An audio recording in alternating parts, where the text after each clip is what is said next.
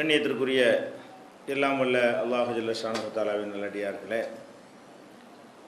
இறை நேசர்கள், அதாவது குறிப்பாக நபிமார்கள் பல அற்புதங்களை நிகழ்த்தி காட்டியிருக்கிற காரணத்தினால் அவர்களுக்கு சுயமாகவே அற்புதம் செய்யக்கூடிய சக்தி இருக்கிறது என்று நாம் புரிந்து கொள்ளக்கூடாது என்பதற்கான காரணங்களையும் ஆதாரங்களையும் நேற்றைய தினம் நம்ம பார்த்தோம்.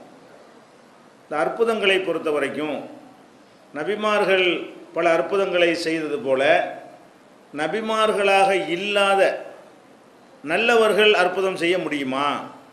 நபிமார்கள் அற்புதங்கள் செஞ்சுருக்கிறாங்க, நபிமார்களுக்கு மட்டும்தான் இந்த மாதிரி அற்புதங்கள் நிகழுமா, நபிமார்கள் அல்லாதவங்களுக்கும் அற்புதங்கள் ஏற்படுமா என்பது ரெண்டாவதாக நம்ம புரிந்து கொள்ள வேண்டிய விஷயம். நபிமார்கள் மாத்திரமில்லாமல் யாருக்கு வேண்டுமானாலும் அற்புதம் நிகழலாம் என்பதுதான் இஸ்லாத்தினுடைய நிலைப்பாடு. அது ஒரு பெரிய மகானாக இருக்கணும், அற்புதம் அவற்றை நிகழ்ந்து விட்டது என்று சொன்னால் அவர் நல்லடியாராக தான் இருக்கணும், அல்லாஹ்வால் பொருந்தி கொள்ளப்பட்ட அடியாராக தான் இருக்கணும் என்பதற்கு அது அடையாளம் கிடையாது. எந்த ஒரு மூமினாக இருந்தாலும் அவருக்கு அல்லாஹ் உதவி செய்ய நாடிவிட்டால் அற்புதமான முறையில் அந்த உதவியை அவருக்கு கிடைக்க செய்வான். இந்த மாதிரியான ஒரு அற்புதமும் மார்க்கத்தில் இருக்கிறது. நபிமார்களுடைய அற்புதத்திற்கும் இந்த மாதிரி அற்புதத்துக்கு என்ன வேறுபாடுன்னு கேட்டால், நபிமார்கள் ஒரு அற்புதத்தை செய்கிறதுக்கு முன்னாடி அல்லாஹ்ட்டேருந்து பர்மிஷன் கேட்பாங்க, கேட்டுட்டு அவங்க வழியாக அந்த அற்புதம் நிகழ்த்தப்படும். கைத்தடி அவங்க தான் போடுவாங்க, அது பாம்பாக மாறும், அவங்க தான் கையை தூக்கி காட்டுவாங்க, அது வெளிச்சமாக தெரியும். இந்த மாதிரி அல்லாஹ் நபிமார்கள் வழியாக அவங்களுக்கு தெரிய வைத்து இப்போ செய்யின்னு சொல்லி செய்வாங்க. இது இல்லாமல் மற்றவங்களுக்கு நடக்கிற அற்புதம் என்னன்னு கேட்டால் நமக்கு எந்த ஒரு மெசேஜும் வராது, நமக்கு இப்படி நடக்கும் நம்மளே நினச்சிருக்க மாட்டோம். நல்ல ரெண்டுக்கு வித்தியாசம் என்னன்னு கேட்டால், அல்லாஹ் ஒருவருக்கு உதவி செய்ய நாடிட்டான்னு சொன்னால் நினையாபுரத்திலிருந்து நம்மளே அவனுக்கு என்ன செய்வான், அருளை பொழிந்து நம்மளை காப்பாற்றுவான். பெரிய ஒரு பஸ்ஸு ஆக்சிடெண்ட் ஆகுது, எல்லாரும் செத்து போயிடுறாங்க, அதிசயமான முறையில் ஒருத்தன் பொழைச்சிருப்பான். அவன் பொழைக்கும்னு அவனுக்கே தெரியுமா? அவனுக்கு பொழைக்கும் நல்ல வகை அறிவித்து நீ மட்டும் பொழைத்து கொள்வாய் அப்படிலாம் சொல்ல முடியுமா? ஒரு விமானம் விழுந்து நொறுங்குது, ஒரு குழந்தை மட்டும் அதை உசுரோடு எடுக்கிறாங்க, நொறுங்கி ஒருத்தரும் மிஞ்சலை, ஒரு குழந்தையை மாத்திரம் உயிரோடு எடுக்கிற காட்சியை பார்க்குறோம். அது அற்புதம் தானே? அந்த அற்புதம் குழந்தை இடத்துல நிகழ்கிறது, குழந்தை செய்யலை. ரெண்டுக்கு வித்தியாசம். நபிமார்களை பொறுத்த வரைக்கும் அவங்க நபின்னு ப்ரூவ் பண்ண வேண்டி இருக்கிறதுனால, நான் நபிங்கிறதுக்கு இந்த அருக்கு ஆதாரம் அப்படின்னு மக்கள்கிட்ட கொண்டு காட்ட வேண்டி இருக்கிறதுனால அவங்களுக்கு சொல்லி அவங்க வழியாக அந்த அற்புதத்தை என்ன செய்வான்ல நிகழ்த்தி காட்டுவான். மற்ற மனிதர்களுக்கு அற்புதம் நடக்குமான்னு கேட்டால் யாருக்கு வேண்டாலும் நடக்கும். எந்த ஒரு மனிதருக்கு வேண்டுமானால் இருக்கிற பெரிய பெரிய நல்லவங்கள்லாம் கூட இருக்கலாம், சராசரியாக ஒருத்தன் இருப்பான், அவங்களுக்கு நடக்காத சராசரி ஆளுக்கு நடந்துடும். அல்லாஹ் ஒருத்தருக்கு சிறப்பு கவனம் எடுத்து அவருக்கு உதவ நினைத்து விட்டான் என்று சொன்னால் இதெல்லாம் நடந்துடும். இப்போ நபிமார்களுக்கு தள்ளாத வயசில் குழந்தைய எல்லாம் கொடுத்தான்னு வைங்களேன், அது மாதிரியான அற்புதத்தை கொடுத்தா, நற்செய்தி சொல்லி அறிவித்து கொடுத்தான். அந்த வயசு ரேஞ்சில் இன்றைக்கும் கூட யாருக்காவது குழந்தை உண்டாகலாம். இப்ராஹிம் நபிக்கு குழந்தை கிடைச்ச மாதிரியான வயசில், ஜக்கரியா நபிக்கு குழந்தை கிடைத்த மாதிரியான வயசில் என்ன செய்யலாம், எத்தனையோ தள்ளாத வயசு உடையவங்க இருப்பாங்க. அத்தனை பேருக்கு இல்லாமல் ஒரு ஆள் என்ன செஞ்சிடலாம், தள்ளாத வயசுக்காரர் குழந்தை பெற்றுடலாம். அல்லாஹ் அவருக்கு பிரத்யேகமாக அதிசயத்தை மெடிக்கல் ரீதியாக பெற முடியாது, மருத்துவ ரீதியாக கொண்டே கேட்டீங்கன்னு சொன்னால் இவங்களுக்கு அந்த தன்மையெல்லாம் இல்லை, இப்போதைக்கு அவங்களுக்கு கருவெலாம் உண்டாகாது, கருமுட்டையெல்லாம் சினை முட்டையெல்லாம் உண்டாகாது, மென்சஸ்லாம் நின்றுச்சின்னு சொல்லிவிடுவாங்க. அந்த மாதிரியான ஒரு ஆளுக்கு குழந்தை உண்டாகிறது அற்புதம் தானே. அந்த அற்புதத்தை இப்பவும் அல்லாஹ் செய்வான். ஆனால் அற்புதம் ஒருத்தர் நிகழ்ந்தவுடன் அவர் அவுளியான்னு சொல்லியோ, அது நல்லடியார் என்பதற்கு அடையாளம் என்று சொல்லியோ, அவர் இறைவனால் பொருந்தி கொள்ளப்பட்ட அடியார் என்று சொல்வதற்கு ஆதாரம் கிடையாது. பொருந்தி கொள்ளப்பட்டவர்களுக்கும் செய்வான், சாதாரணமாக உள்ள ஆட்களுக்கு என்ன செய்வான், அல்லாஹ் செய்வான் என்பதற்கு நிறைய ஆதாரங்களை பார்க்குறோம். அப்போ நம்ம வாழ்க்கையிலே நமக்கு தெரிஞ்சு ஒரு ஆளுக்கு என்ன செய்யும், ஏதோ ஒன்று அதிசயமாக நடந்துடும். என்ன நடந்துடும், ஒருத்தருக்கு ஒரு நோய் வரும், இது எல்லா டாக்டரும் கை விட்டுருவான், இதுக்கு தேராது, இது முடிஞ்சு போச்சு, நீங்கள் எல்லாத்துக்கும் சொல்லி அனுப்பிடுங்க அப்படிமா எழுந்திரிச்சிடுவார். எப்படி இந்த நோய் போணுச்சு, இல்லை ஸ்கேன்லாம் பண்ணி பார்த்தோமே இருக்குன்னு சொன்னானே, இப்போ இல்லாமல் போயிருக்கும். அப்போ என்னென்ன அதெல்லாம் சொல்ல முடியாது. அல்லாஹ் உதவி அதனால அவர் அவுளியாவா, அவர் இறைவனால் பொருந்தி கொள்ளப்பட்ட அடியார்னு சொல்ல முடியுமா? அவருக்கு அல்லாஹ் உதவ நாடிட்டான், உதவிட்டான். இதுதான் நம்ம விளங்கிக்கிறணும். இது மட்டும் இல்லை, காஃபிருக்கும் நடக்கும் அற்புதம். இது முஸ்லீமுக்கு தான் நடக்கணும்னு இல்லை, முஸ்லீம் அல்லாத ஒருவனுக்கு கூட அல்லாஹ் என்ன செய்யலாம், அவனுக்கு மறுமையில் கொடுக்க வேண்டியதை பார்த்துக்குருவோம். இந்த உலகத்தில் ஒரு சிறப்பாக அவனுக்கு ஏதாவது செய்ய நினச்சான்னு சொன்னால் அவனுக்கும் செஞ்சு காட்டுவான் அல்லாஹ். இன்னும் சொல்ல போனால் அற்புதத்திலேயே ரொம்ப அற்புதம் செய்கிறவன் சைத்தானாக தான் இருக்கிறான். சைத்தான் செய்கிற அற்புதத்துக்கு மேலேயா இப்லீஸ் இருக்கிறானே, அவனுக்கு மிஞ்சி யாராவது அற்புதம் செஞ்சுருக்கிறாங்களா? உள்ளத்துக்குள்ள நுழைஞ்சிக்கிட்டு நம்மளை மாற்றி விட்டுறான். ஒரு மனிதனுடைய உள்ளத்துக்குள்ளே ஊடுருவுறதுங்கிற ஒரு விஷயங்கள் கூட அவன்கிட்ட கூட நடக்கத்தானே செய்கிறது. அப்போ அற்புதங்கள் என்பது நம்ம என்ன வணங்கிடக்கூடாது, அதுதான் ஒரு மகான் என்பதற்கு அத்தார்த்தி. அது சொல்லிட்டு செய்வாங்கல்ல நபிமார்களாக இருந்தால், அவரே சொல்லுங்க பார் ஆதாரத்தை கொண்டு வந்திருக்கிறேன் அப்படின்னு சொல்லி செய்ய போகிறது அல்ல அறிவித்து கொடுத்து பர்மிஷன் வாங்கிட்டு அவர் செஞ்சு காட்டுறாரு பாருங்க, அதுதான் இறை தூதர் என்பதற்கு ஆதாரமாக எடுத்துக்கொள்ள முடியுமே தவிர, அது இல்லாமல் அற்புதங்கள் நிகழ்வதாக இருந்தால் பலவிதமாக நிகழ்ந்திருக்கிற காட்சியை பார்க்குறோம். உதாரணமாக குர்ஆனில் மரியம் அலைஹிஸ்ஸலாத்துக்கு நிகழ்ந்த அற்புதத்தை நம்ம ஏற்கனவே சொல்லி இருக்கிறோம். என்னது, அவங்க ஒரு பள்ளிவாசலில் ஒரு அறையில் அவங்க தங்க வைக்கப்பட்டிருக்கிறார்கள். பள்ளிவாசல் ஊழியருக்காக வேண்டி அந்த காலத்து வழக்கப்படி அவர்கள் நேர்ந்து விடப்பட்டிருந்தார்கள். அப்போ ஜக்கரியா நபி அவங்களுடைய பொறுப்பாளராக இருக்கும் பொழுது குல்லமா தகல அலைஹா ஜக்கரியல் மிஹராப வஜத ஐந்தஹா ரிஸ்கா, ஜக்கரியா அவர்கள் மரியம் அலைஹிஸ்ஸலாமுடைய அறைக்கு செல்லுகின்ற ஒவ்வொரு தடவையும் அங்கே உணவை கண்டார்கள். ஒரு தடவை ரெண்டு தடவை நடக்கலை. எப்போல்லாம் ஜக்கரியா நபி பார்க்க போவாங்களோ மரியம் அலைஹிஸ்ஸலாத்துக்கு முன்னாடி சாப்பாடு ரெடியாக இருக்கும். அப்போ என்னம்மா இது எப்படி உனக்கு சாப்பாடு கிடைக்கிறது? அப்போ காலத்து ஹூமின் இந்தில்லா, இது அல்லாஹ்விடத்திலிருந்து வந்திருக்கிறது.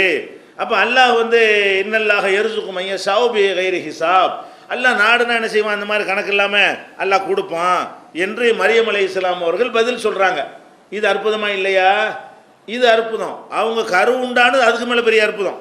இந்த உணவு அற்புதத்தை விட ஒரு ஆணுடைய அந்த உயிரினு இல்லாத முறையில் அவர்களுக்கு குழந்தை உண்டானதற்கு அதுவே பெரிய அற்புதம் தான். அப்போ இந்த மாதிரியான அற்புதம் மரியம் அலைஹிஸ்ஸலாத்துக்கு நடந்திருக்குது. அவங்கள சிறந்த பெண்மணின்னு வேற அல்லாஹ் சொல்லி காட்டுறான் குர்ஆனில், வஸ்தபாக்கி அலா நிசாயில் ஆலமீன், அகிலத்து பெண்களை விட உண்மை சிறந்த பெண்ணாக நான் தேர்ந்தெடுத்து கொண்டேன்னு அல்லாஹ் சொல்கிறான். அப்படி தேர்ந்தெடுத்து கொண்ட மரியம் அலைஹிஸ்ஸலாத்துக்கும் அற்புதம் நிகழ்ந்திருக்கிறது, அதுவும் ஓகே. அதே மாதிரி கஹ்ஃப் வாசிகள், இந்த குகை வாசிகள்னு ஒருத்தங்க இருந்தாங்க இல்லையா, முந்தைய ஒரு சமுதாயத்தில் ஏகத்துவ கொள்கை ஏற்றுக்கொண்ட பேர் இருந்தார்கள். இருந்தால் அவங்கள ரொம்ப கொடுமைப்படுத்துகிறாங்க. அந்த ஊரில் வாழ முடியாத அளவுக்கு அவங்களுக்கு என்ன செய்கிறாங்க, சொல்லனாத துன்பங்களை கொடுக்கிறார்கள். இதை தாங்க முடியாமல் போனவுடனே அவங்க என்ன செய்கிறாங்க, இந்த ஊரில் நம்ம இருக்க முடியாது, நம்ம கொள்கை தான் முக்கியம். இப்போ கூட நடக்குதா இல்லை, நம்ம பகுதியில் பார்த்துருக்கோமே இல்லை, இந்த பாலக்கோடு சகோதரங்க கூட நிற்கிறாங்க. அப்போ அந்த மாதிரியான ஒரு கொடூரம் படைத்தவர்கள் அந்த காலத்தில் இருந்திருக்கிறாங்க. அப்போ அந்த மக்கள் என்ன செய்கிறாங்க, ஊரை விட்டு வெளியேறிடுறாங்க. எதுக்காக வேண்டிய அவங்களுக்கு பயந்து வெளியேறிடுறாங்க. வெளியேறி ஒரு குகையில் போய் அவங்க தங்குறாங்க. அவர்களுக்கே தெரியாது அவங்கள சுற்றி அற்புதம் நடந்துக்கிட்டே இருக்கிறது. என்ன நடக்கிறது, கோயிலில் போய் தூங்குறாங்கன்னா பல வருடங்கள் என்ன செய்கிறாங்க, தூங்குகிறார்கள். 300 300 சொச்சம் பலவிதமான ஆண்டுகள் அப்படி தூக்க நிலையில் எல்லாம் வச்சிடறான். இங்கே அவங்க எதிர்த்தவன் போனவன் எல்லாம் போய் சேர்ந்து விட்டாங்க. பல வருடங்களுக்கு பிறகு தான் அவங்கள என்ன செய்யறான், எல்லாம் எழுப்புறான். தூக்கத்தில் இருந்தவர்களை பல ஆண்டுகளுக்கு பிறகு எல்லாம் எழுப்புறான். அப்போ பல வருடங்கள் ஒருத்தன் சாவாமல் தூக்கத்தில் இருக்கிறான்னு சொன்னால் அது ஒரு அற்புதம் தானே. அது அவங்களுக்கே தெரியாது நமக்கு இப்படி அற்புதம் நடக்குன்னு. அவங்கள்ட்ட இந்த அற்புதம் நிகழ்கிறது, அவங்களுக்கு தெரியாது. யாருக்கு இந்த அற்புதம் இன்னும் சொல்ல போனால் கூட ஒரு நாய், காவல் நாய் வச்சுருந்தாங்க. நாயை வேறு வாசலில் வச்சுட்டாங்களா, அது பார்த்தா கடித்து கொதற மாதிரி பார்த்துக்கிட்டே இருக்கும். அதை கண்டவுடனே எல்லாம் பயந்து ஓட ஆரம்பித்து விடுவார்கள் எல்லாம் சொல்கிறோம். அதில் அதுவும் 300 வருஷத்துக்கு மேலே என்ன செய்யுது, எத்தனை வருஷம் என்பது அல்லாஹ்வுக்கு தான் தெரியும். ஆனால் 300 என்கிறார்கள், சில பேர் அதை விட ஒரு 9 வருஷம் சேர்த்து சொல்கிறார்கள் என்றெல்லாம் எல்லாம் சொல்லி காட்டுகிறான். அப்போ பல வருடங்கள் அவங்க அந்த குகையில் என்ன செய்கிறாங்க, தூக்க நிலையில் இருக்கிறார்கள். அப்போ பல வருடங்கள் உசுறு இருக்கும் பொழுது உண்ணாமல் பருகாமல் இப்படி தூங்க இயல்பு அற்புதமாக இல்லையா? நீங்கள் என்னதான் தூக்கத்தில் இருந்தாலும் அந்த பசி வந்தவொடனே எந்திரிச்சு ஆகணுமே, இவங்க எந்திரிக்கலை. அப்புறம் அது இல்லாமல் ஒரு பக்கமாக படுத்தே கிடந்தோண்டு வைங்க, முதுகில் வெந்து புண்ணா போயிடும். வயசான ஆளுக்கு நோயாளி ஆகிட்டாங்கன்னா வாட்டர் பெட்டெல்லாம் போட்டால் கூட என்ன செய்ய முடியலை, அது தாங்க முடியலை. ஒரு மாதம் 2 மாதம் படுத்தான்னு வைங்களேன், முதுகில் வெந்து போயிடுது. தண்ணி பெட்டை போட்டு என்ன செய்கிறாங்க, அந்த படுக்க வைக்கிறாங்க. அது மாதிரிலாம் செய்கிறாங்க, பார்க்குறோம். அப்போ இவங்க குகையில் படுத்து கிடந்தா என்ன ஆகுறது, எல்லாம் என்ன செய்கிறான், அதை நான் பிரட்டுனேங்கிறான். அது ஒரு தயம் வந்த பிறகு தூக்கத்தில் போட்டு இப்படி கொஞ்சம் அப்படி கொஞ்சம் வலதுமா இடமா மாற்றி மாற்றி பிரட்டுறேன். சூரியன் உதிக்கும் போது குகையில் அவங்க மூஞ்சில் அடிச்சிடக்கூடாங்கிறதுக்காக வேண்டி அவங்கள எந்த டைரக்ஷனில் போய் தூங்குற மாதிரி எல்லாம் ஆக்கிட்டான்னு கேட்டால் சூரிய வெளிச்சம் மறையும் போதும் படாது, உதிக்கும் போது மேலே படாது. வெளிச்சம் நேரடியாக பட்டால் முடிச்சிருவாங்கல்ல.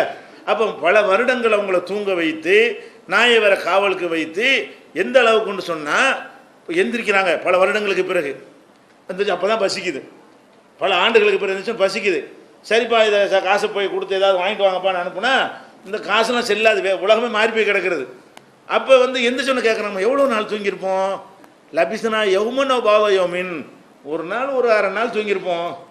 300 வருஷமாத்துக்கு மேலே தூங்கின ஆட்களுக்கு 300 வருஷம் தூங்கணும்னு அவங்களுக்கே தெரியலைன்னா அந்த அற்புதத்துக்கு அவங்களுக்கு சம்மந்தம் இருக்குதா?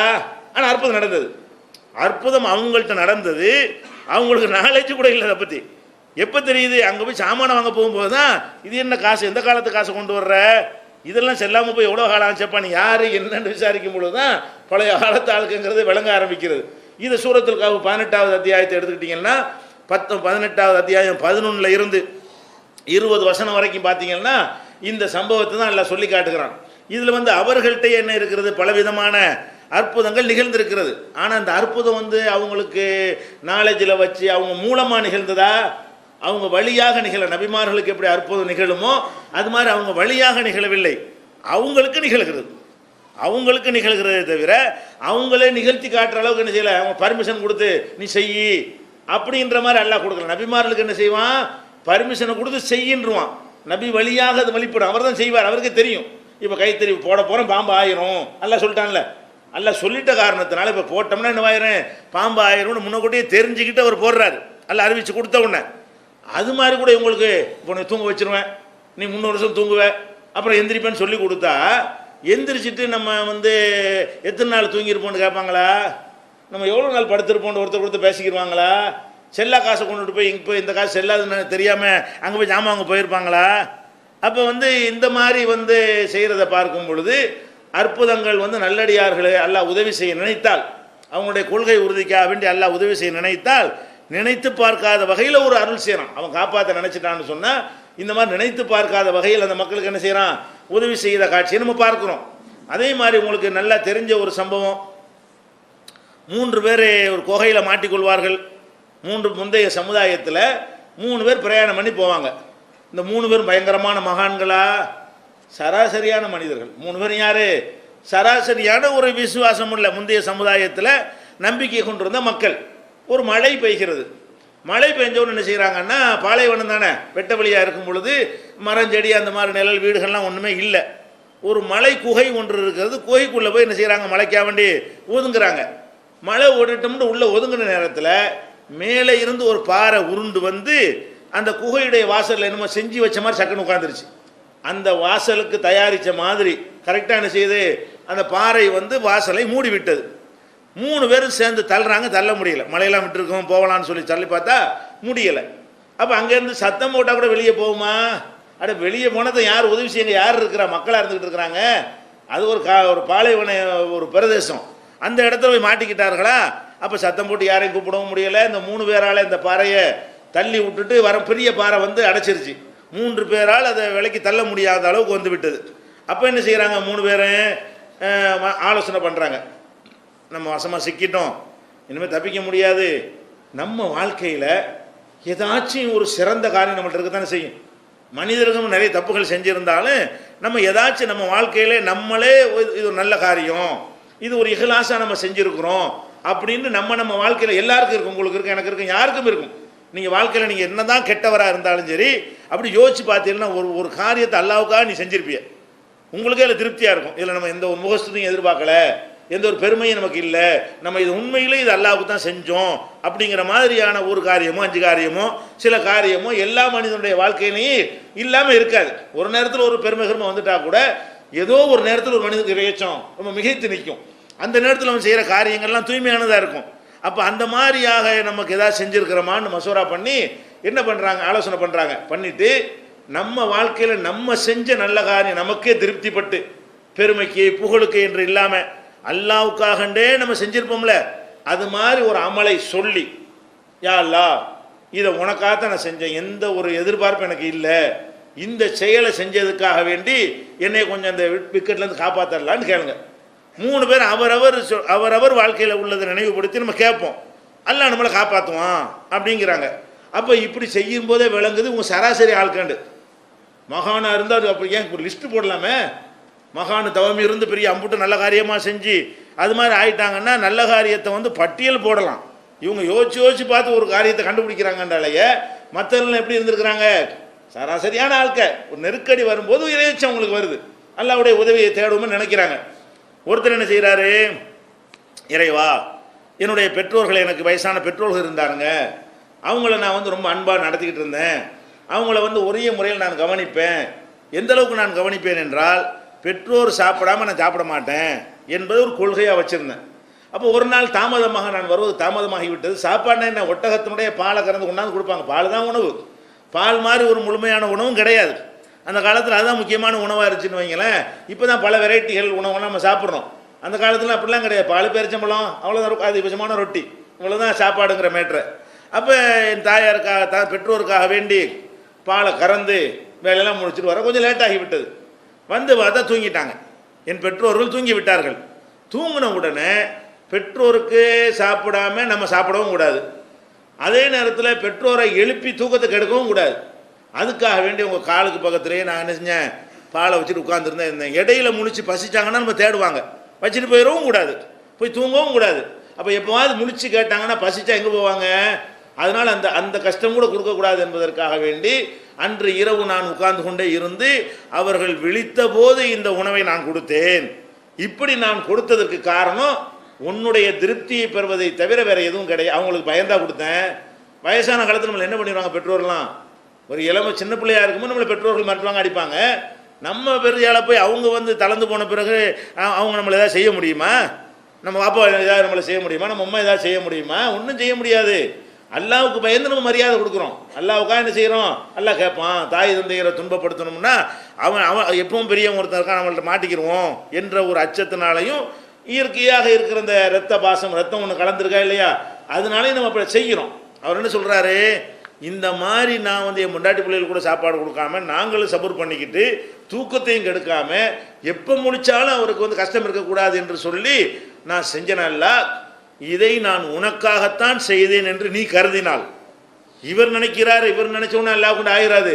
அது அழகாத்தான் அவர் கேட்கிறாரு, இந்த காரியத்தை நான் உனக்காகத்தான் செய்தேன், உன் திருப்தியை பெறுவதற்குத்தான் செய்தேன் என்று நீ இதை கருதினால் இந்த ஒரு அமலின் காரணமாக என்னை வந்து எங்களை கொஞ்சம் விடுதலை செய்யி. துவா செஞ்சு முடியுது. அந்த அடைச்சிருந்த பாறை வந்து கொஞ்சம் விலகுது. ஏதோ காற்று காற்றும் வெளிச்சம் வர்ற அளவுக்கு வருது. ஆளுக்கு வெளியேற முடியாது. என்ன வருது, லேசாக கொஞ்சம் அந்த பாறை கொஞ்சம் விலகி இடம் கொடுக்கறது. அதுலேருந்து வெளிச்சமும் காற்று வருமே தவிர குதிச்சு தப்பிச்சு போகிற அளவுக்கு அந்த அளவுக்கு பெரிய அளவுக்கு இடைவெளி கிடைக்கல. அடுத்து ஒருத்தர் என்ன செய்கிறாரு, அவர் பிரார்த்தனை செய்கிறார். என்னிடத்தில் நிறைய வசதி வாய்ப்பு பணங்காசோடு நான் இருக்கிறேன். வசதியோடு இருக்கும் பொழுது எனக்கு வந்து சித்தப்பாவுடைய மகள் ஒருத்தி அழகான ஒரு பெண் இருந்தால் அவளை வந்து முறையாக கல்யாணம் பண்ணிக்கிட்டு அவ்வளோ சந்தோஷமாக இருந்தால் அது ஒரு கணக்கு. திருமணம் பண்ணாமலே என்கிட்ட பணம் இருக்குங்கிற காரணத்தினால அதை கொடுத்து அவளை வந்து நான் வந்து என்ன செஞ்சேன், தவறான வழியில் அடைவதற்கு நான் திட்டம் போட்டேன். அவளுடைய நெருக்கடியினால் அவளும் ஒரு கட்டத்தில் இணங்கி வந்து விட்டால் அப்போ அந்த தவறான காரியத்தை நான் செய்ய போகும் பொழுது அவளுக்கு திடீர்னு அல்லாஹ்வுடைய அச்சம் வந்து அல்லாஹ் பயந்துக்க என்று ஒரு வார்த்தையை சொன்னால் நான் உடனே விலகிட்டேன். அந்த நேரத்தில் நான் வந்து என்ன வேணாலும் செஞ்சுருக்க இயலும்.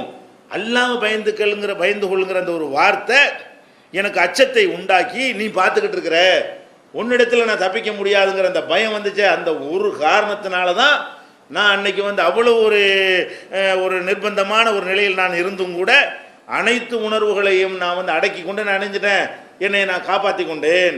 உன்னுடைய அச்சம்தான் இது காரணமே தவிர அந்த பொம்பளைக்கு என்னை ஒன்றும் செய்ய முடியாது. பணங்காசல் நிறைய இருக்கிறது, யாரும் நான் நினச்சிருந்தேன்டா யாரும் என்னை எதுவும் பண்ணியிருக்க முடியாது. அப்படி நிலையில் இருந்து கூட இந்த ஒரு வார்த்தைக்கு நான் அவ்வளோ பெரிய முக்கியத்துவம் கொடுத்தேன். அந்த சொல்லி என்னை அவ்வளோ பெரிய ஒரு பாதிப்பை எனக்கு ஏற்படுத்தினுச்சாலாம். இதை நான் உனக்காகத்தான் நான் இந்த தீமையிலிருந்து விடுபட்டேன் என்று நீ நினைத்தால் எங்களை காப்பாற்று.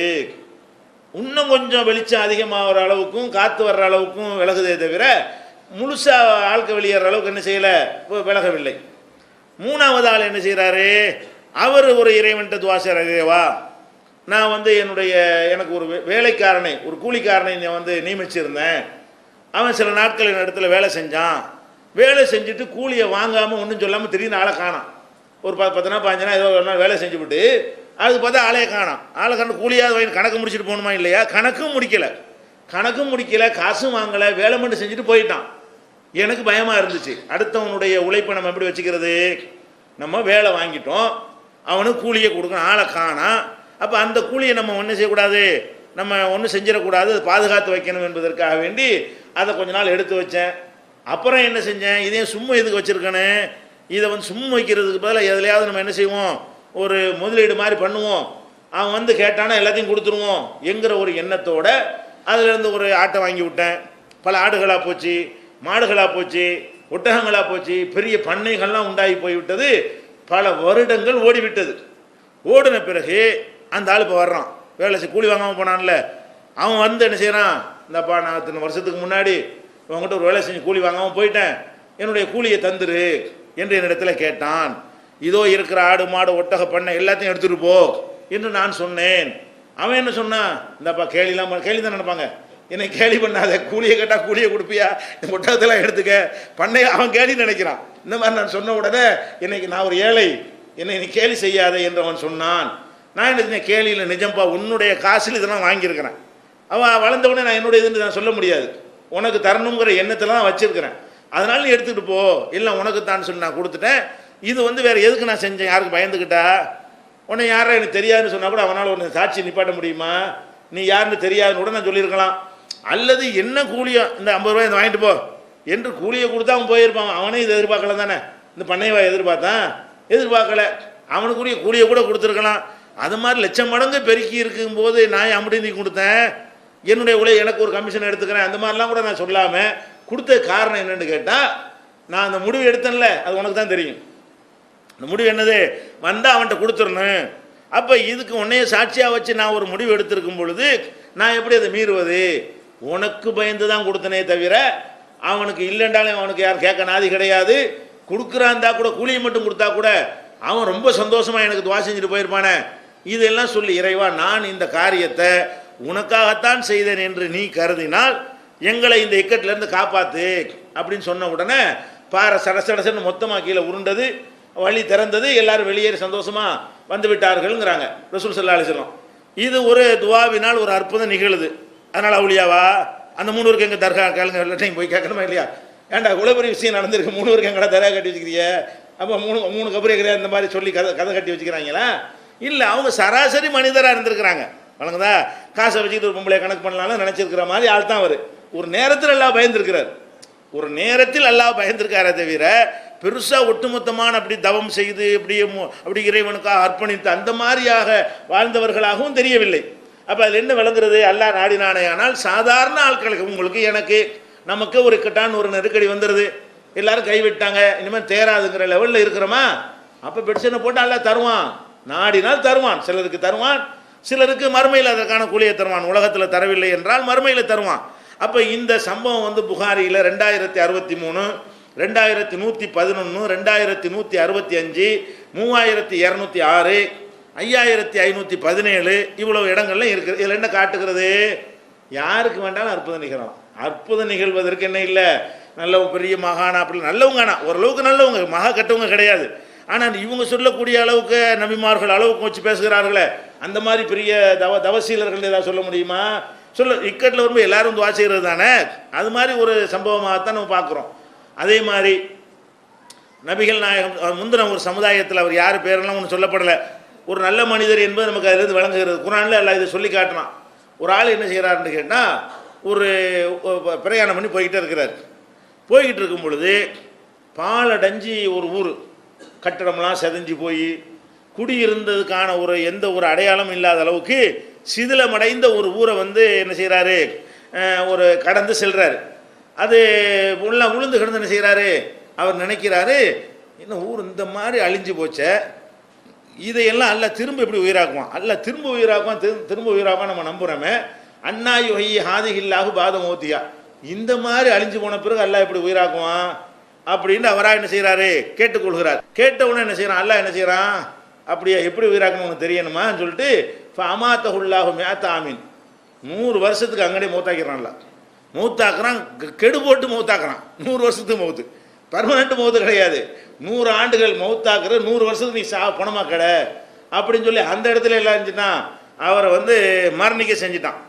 மரணிக்க செஞ்ச உடனே அவர் படுத்தே தூங்கிக்கிட்டே இருக்கார். 1 வருஷம் 2 வருஷம் ஓடிக்கிட்டே இருக்கிறது, வருஷம் 100 ஆகி விட்டது. 100 வருஷத்துக்கு பிறகு அல்லாஹ் சும்மா எழுப்புறான். எழுப்புனா என்ன இருக்குது, அவருடைய உணவு அந்த தண்ணி இதெல்லாம் இருக்குல்ல, எதுவுமே கெட்டு போகலை. அவரும் படுத்த மணிக்கு எந்திரிக்கிறாரு. அவர் பக்கத்தில் உள்ள தண்ணி எல்லாமே என்ன இருக்குது, அது கெட்டு போகாமல் உணவுலாம் கொண்டு வந்துருப்பார்ல, ஏதோ ஃப்ரீசரில் வச்சு எடுத்து சாப்பிட்ற மாதிரி என்ன இருக்குது. அந்த ஃப்ரீசர் டெக்னாலஜி எங்கே எல்லாம் வச்சுவிட்டான், அவ்வளோதா. அந்த இடத்துல 100 வருஷத்துக்கு நினைச்சிட்டான்ல, கெட்டு போகாத ஒரு டெக்னாலஜி அந்த இடத்துல மட்டும் எல்லாம் நினச்சாண்டா பாயிண்ட் பண்ணி செய்வான். அதுக்கு பக்கத்தில் உள்ள கழுதையை பார்த்தீங்கன்னா மக்கி மக்கி மண்ணா போய் கிடக்குது. ஒரே இடத்துலையே கழுதையோடு வந்தார், கழுதையில் பிரயாணம் பண்ணி வந்தார். அந்த கழுதையை என்னஞ்சிட்டான், கழுதையை மூத்தாக்கிவிட்டான். கழுதை மக்கி போய் எலும்பாகி போய் இந்த கழுதை எலும்புடைய அடையாளமாக தான் அவங்களுக்குள்ள கிடக்கிறத தவிர கழுதையை காணாம். அப்புறம் என்னாச்சு, இவர் சாமான்லாம் பத்திரமா இருக்குது, இவர் பாடியும் பத்திரமா இருக்குது. அப்போ என்ன செய்கிறாரு, அல்லாஹ் கேட்குறான், கம்ல பேசுத, எத்தனை நாள் இந்த மாதிரி இருந்திருப்ப, குரானில் உள்ள விஷயம் இது, எத்தனை நாள் இப்படி இருந்திருப்ப, என்ன இருந்தால் ஒரு நாள் 10 நாள் இருக்கலாம் அப்படிங்கிறார். லபிஸ்து யோமன் அவ் பால யோமின், ஏதோ ஒரு நாள் 6 நாள் இருக்கும் அவ்வளோதாங்கிறாரு. அல்லாஹ் என்ன செய்கிறான், பல் லபிஸ்த மேத்தாமின், 100 வருஷம் இப்படி கடந்திருக்கு, நீ நினைஞ்சிருக்க 100 வருஷம் இப்படி கடந்திருக்கிற. அப்போ அல்லாஹ் எப்படி உயிராக்குவான்னு கேட்டீங்கள, இப்போ பாரு 100 வருஷம் ஆச்சுல, அந்த கழுதை இப்போ பாரு, உங்கள் அண்ணு முன்னாடி எப்படி உயிராகுதுன்னு பாரு அப்படின்னு சொல்லிவிட்டு, அந்த கழுதை எப்படி ஒன்றா திரளுகிறது, எப்படி அது எலும்பா மாறுகிறது, எப்படி அது சதைகள் அதுக்கு உண்டாகிறது, எப்படி எந்திரிச்சு நிற்கிதுன்னு பாருங்கிறான்ல. அவன் சொல்ல சொல்ல டெமோ பண்ணி காட்டுறான். அப்படியே நிற்கிது, எல்லாம் கழுதை எந்திரிச்சு நிற்கிது, அப்படி வனுதே உயிரோடு எந்திரிச்சு நிற்கிது. இப்படி தான் உயிராகும். போ, உனக்கு தெரிஞ்சு 100 வருஷம் ஆச்சு, அதுக்கு ஏன் 100 மக்கி மண்ணா போயிடுச்சு, நீ நல்லா இருக்கிற, அது ஒன்றும் இல்லாமல் கிடக்குது. இந்த மாதிரி எலும்பா போய் ஒன்றும் இல்லாமல் போன பிறகு நான் நினச்சேன்னு சொன்னால், ஒரு ஆடு எடுத்து ஆகும்போது அது பாட்டுக்கு ஆயிரும். எங்கெங்கே என்னென்ன இருக்கா எல்லாம் அப்படி சேர்ந்து நினைஞ்சிறேன் தன்னால் உண்டை, இது பெரிய எனக்கு பெரிய விஷயமா அப்படின்னு சொல்லி எல்லாம் என்ன செய்கிறான், அதை காட்டுறான். அப்போ இதில் என்ன நம்ம பார்க்கணும்னு கேட்டால், இவர் ஒரு நல்ல ஒரு ஆள்னு தான். ஒரு ஆளுக்கு இப்ராஹிம் நபிக்கு தான் எல்லாம் அது மாதிரி காட்டினான். என்ன காட்டினா, எப்படி உயிராக்குவாய் அப்படின்னு கேட்ட உடனே இப்படித்தான் உயிராக்குவேன் அப்படின்னு இப்ராஹிம் நபிக்கு என்ன செஞ்சான், பறவைகளை அறுக்க சொல்லி அதை 4 இடத்துல வைக்க சொல்லி கூப்பிட சொல்லி அதை வர விட்டு என்ன செஞ்சான், இப்படி தான் காட்டினான்ல. இப்படி ஒருத்தர் சந்தேகப்பட்ட உடனே அவருக்கு ஒரு மன நிம்மதி தருவதற்காக செஞ்சு காட்டுறதா இருந்தால் அவர் ஒரு இறைவனுக்கு ரொம்ப வேண்டப்பட்ட அடியாராக தான் இருக்கணும். ஒரு நல்ல அடியாருக்கு தான் போன வந்தவன்லாம் போய் நம்ம சொன்னால் அப்படி வந்துருமா? நம்ம என்ன செய்கிறோம், எப்படி இந்த ஆளை வரல உயிராக்குவான், ஒரு எலும்பு துண்டை பார்த்துட்டு இதை எப்படி அல்ல அப்படின்னு கேட்டவுடனே உடனே உங்களை மௌத்தாக்கி 100 வருஷத்துக்கு பிறகு எழுப்பி காட்ட போகிறானால, உங்களுக்கு நான் செய்ய மாட்டேன். அல்ல இந்த மாதிரி செய்கிறாண்டாலேயே அவர் ஒரு இம்பார்ட்டண்ட்டான ஒரு ஆளாக அல்ல கருதுறான். அவருடைய அந்த அவருக்கு சந்தேகப்படுறாரு, அவருக்கு தெளிவுபடுத்துவோம் அப்படின்னு எல்லாம் நினச்சி என்ன செய்கிறான், அவருக்கு இவ்வளவும் பண்ணுறான். இப்போ நம்ம என்ன கேட்குறோம், இவ்வளவும் செஞ்ச பிறகு எந்திரிச்சுக்கிட்டு எவ்வளோ நாள் ஆச்சுன்னு கேட்டால் ஒரு நாளுங்கிறார். 100 வருஷம் தூங்கணும்னு தெரியலை, இது வரைக்கும் என்னென்னலாம் நடந்திருக்கு உலகத்தில் எதுவும் அவருக்கு தெரியலை.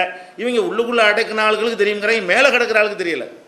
இவர் மேலே தான் பாடியை போட்டு அதை தூங்க வச்சிருக்கிறான், வழங்குதா தூங்கத்தான் வச்சிருக்கிறான், அடைக்கிறல மண்ணுக்குள்ளே போட்டு. இவருக்கு எது தெரியலை, எத்தனை நாள் நம்ம இருந்தோங்கிறது தெரியலை, இந்த உணவுகள் ஏன் கெட்டு போகலன்னு தெரியல, கழுதைங்க மக்கி போனுச்சுன்னு தெரியல, பிந்தி எல்லாம் எப்படா உயிராக போகிறான்னு ஒன்றுமே தெரியாமல் படுத்து கிடந்திருக்காரு. இவங்க என்ன செய்கிறாங்க, அவுளியா அங்கே அடங்கியிருக்காரு, நாகூர் கபருக்கு உள்ளே இருந்து நம்மளை பார்ப்பாரு, அது பார்க்குறது உள்ளே உட்காந்துக்கு நம்மளை இங்கேருந்து என்ன செய்கிறாரு பார்க்குறாரு அப்படின்லாம் நினைக்கிறார்கள். அதெல்லாம் இல்லைங்கிறதுக்கு இதெல்லாம் ஒரு ஆதாரம். ஏன், அப்போ இந்த மாதிரி அற்புதங்கள் இது நடக்கும்னு அவருக்கு தெரியவே செய்யாது. இது நடக்க முடியும், 100 வருஷம் அல்லாஹ் தூங்க வச்சிருவான்னு தெரியாது, எவ்வளோ நாள் தூங்கணும்னு தெரியாது. அவரிடத்தில் நடக்கிறது. அல்லாஹ் நினைத்தானே ஆனால் யாரிடத்தில் வேண்டுமானால் என்ன செய்வான், நல்லடியார்கள்ட்டையும் செஞ்சு காட்டுவான், சாதாரணமாகவும் செஞ்சு காட்டுவான். அதே மாதிரி இப்ராஹிம் நபி இறை தூதர், அவங்களுக்கு அற்புதம் நடக்கலாம்.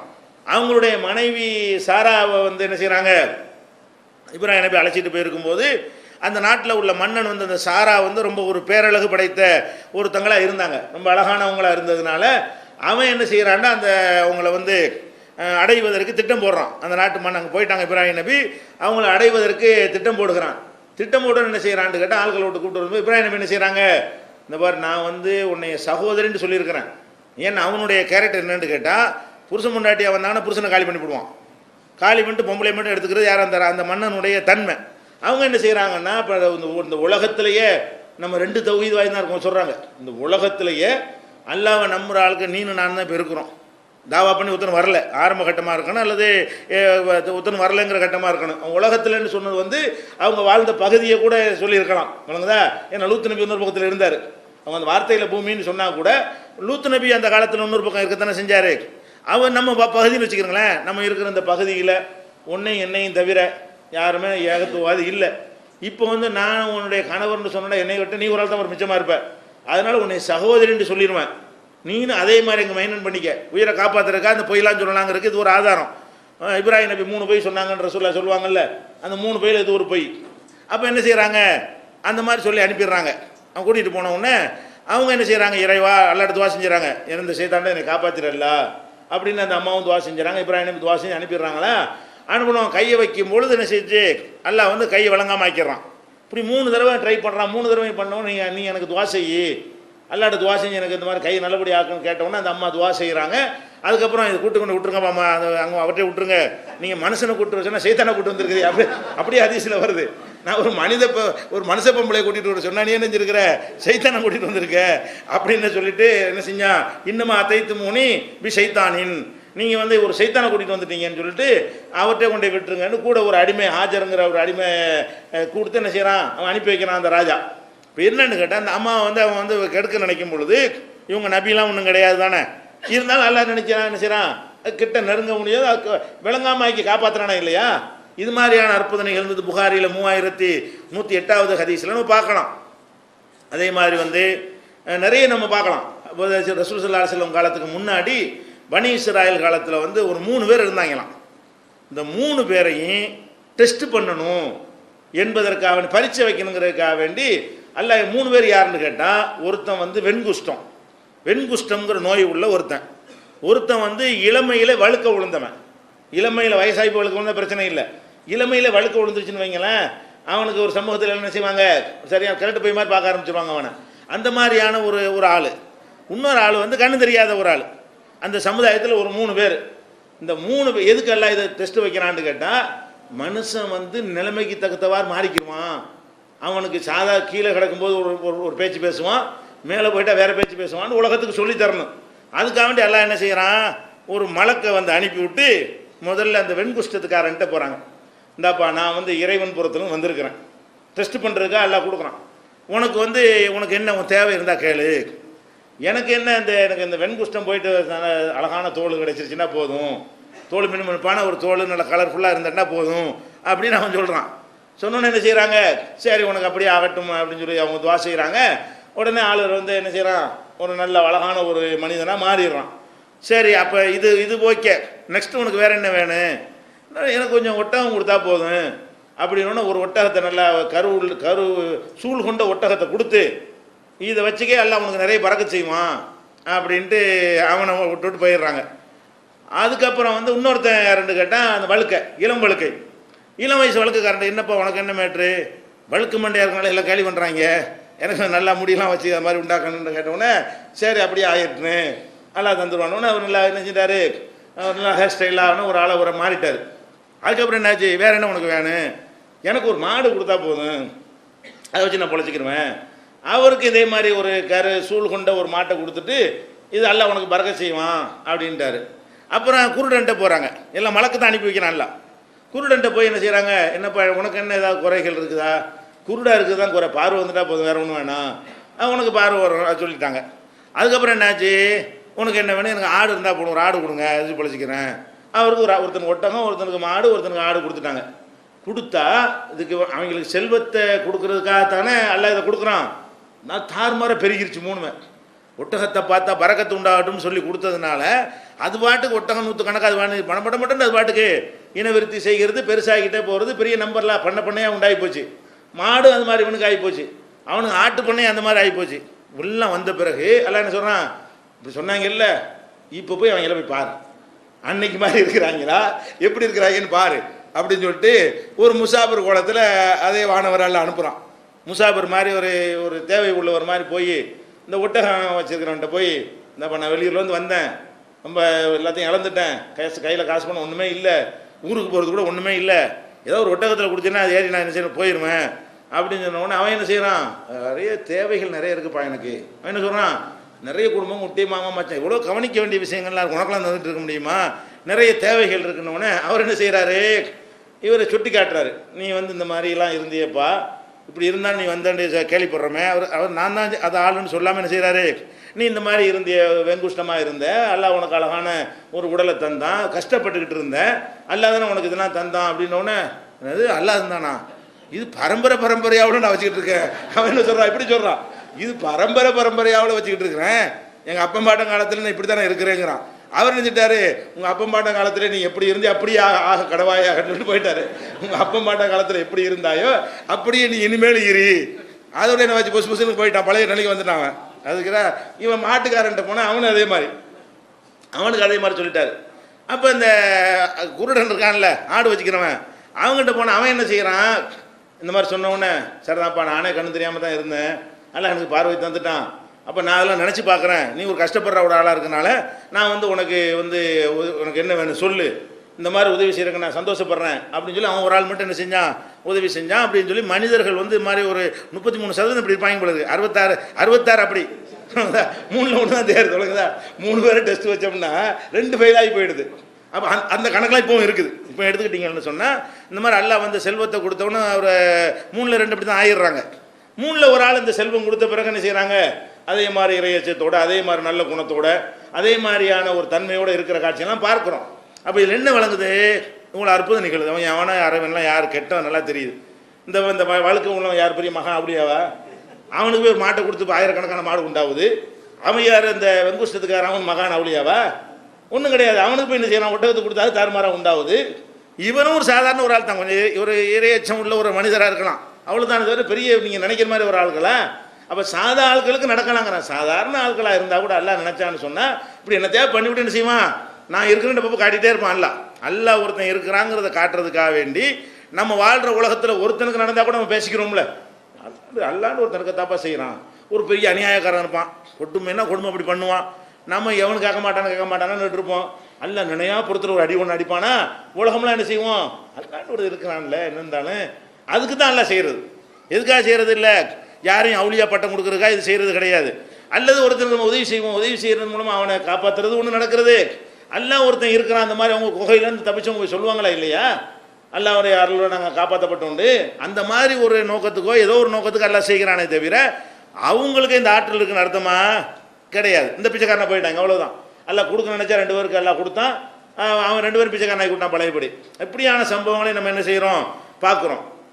அதே மாதிரி நபிகள் நாயகம் ஸல்லல்லாஹு அலைஹி வஸல்லம் சொல்கிறாங்க, என்னுடைய உம்மத்துகளில் இது கிடையாது, முந்தின உம்மத்துகளில் எல்லாம் அல்லாஹ் என்ன செஞ்சான்னா சில நபிமார்கள் இல்லாத ஆட்களுக்கு ஒரு தனி பவர் ஒன்று கொடுத்துருந்தான். நபிமார்களுக்கு இல்லாமல் சில பேருக்கு என்ன செய்வான்னா முஹதசூன் முல்ஹமூன் அப்படிங்கிற பேரில், அதாவது என்னன்னு கேட்டால் ஒரு செய்தியை வந்து அல்லாஹ் வந்து மலக்கு மூலமாக போடாமல் உள்ளத்தில் ஒரு நியூஸை போட்டுருவான், அது கரெக்டாக இருக்கும். முந்தைய சமுதாயத்தில் இப்படி இருந்தார்கள். ரசூல் ஸல்லல்லாஹு அலைஹி வஸல்லம் முந்தைய சமுதாயத்தில் சில ஆட்களை சேர்ந்தெடுத்து என்ன செய்வான் அல்லான்னு கேட்டால் வஹி மூலமாக மார்க்க சட்டத்தை தருவான். சில ஆட்களுக்கு என்ன செய்வான்னு சில நடக்க வேண்டிய விஷயங்கள் இருக்குல்ல, ஒரு முன்னறிவிப்பு மாதிரி, அந்த மாதிரி என்ன செய்யும் சில காட்சிகள் வந்து அந்த நாளைக்கு வந்து இந்த ரயில் வந்து ஆக்சிடென்ட் ஆகுங்கிற மாதிரி இருக்குன்னு வைங்களேன், அவர் மனசில் படும், நாளைக்கு இந்த ரயில் ஆக்சிடென்ட் ஆகிற மாதிரி என் மனசில் படுதும்பாரு, அது மாதிரி நடந்தும். ஏன்னா இவன் தேர மாட்டா மாதிரி எனக்கு படுது, இவன் போக்க பார்த்தா அப்படி ஒரு ஆள் சொல்லுவாங்க, அப்படி பற்றும். இந்த மாதிரியான சில பேரை வந்து அல்லாஹ் வந்து வச்சிருந்தான் ஒரு காலத்தில். இந்த உம்மத்தில் அது கிடையாது. இந்த உம்மத்தில் ஒருவர் அப்படி இருப்பதாக இருந்தால் உமரில் இல்லாதவர்கள் இருக்கலாமே தவிர, ஆனால் இந்த உம்மத்தில் யாரும் அப்படி கிடையாது. ரசூலுல்லாஹ் காலத்தில் அப்படிலாம் ஒருத்தன் சொல்லியில் நடக்கவே செய்யாது. நாளைக்கு நடக்கிறத மனசில் எல்லாம் போட்டு கண்டுபிடிச்சிருவான்னு கிடையாது.